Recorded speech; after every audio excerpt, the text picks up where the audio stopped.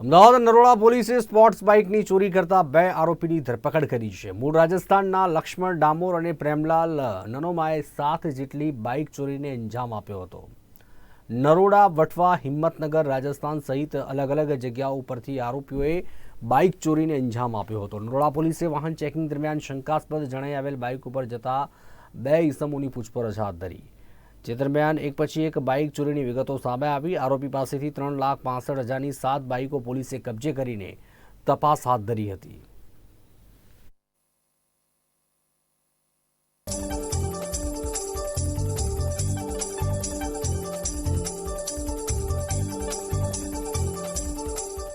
ગઈ તારીખ 16/7/2024ના રોજ નરોડા પોલીસ સ્ટેશન ખાતે એક પલ્સર બાઇક ચોરીની ફરિયાદ દાખલ થયેલી હતી।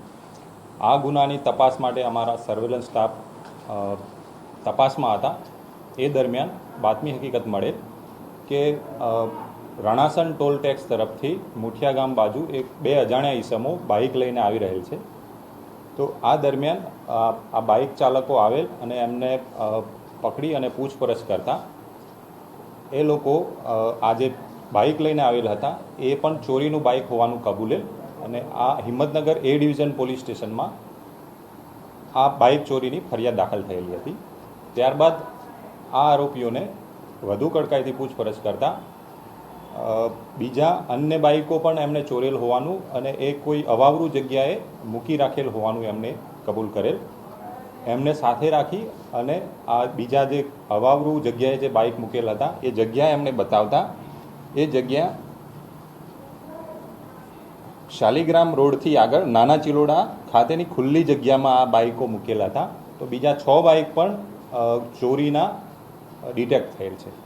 આ બંને આરોપીઓ ભીડભાડવાળી જગ્યાએ મોલ આગળ છે, થિયેટર આગળ છે, ત્યાંથી સ્પોર્ટ્સ બાઇક મોંઘા બાઇક ચોરીથી લઈ જતા હતા અને આ બાઇક સસ્તામાં આપી દેવાના, વેચી મારવાના અને રીલ્સ બનાવવાની અને એના મોજશોખ માટે એના પૈસા જે વેચી અને પૈસા મળેલ છે એનો મોજશોખ માટે ઉપયોગ કરતા હતા।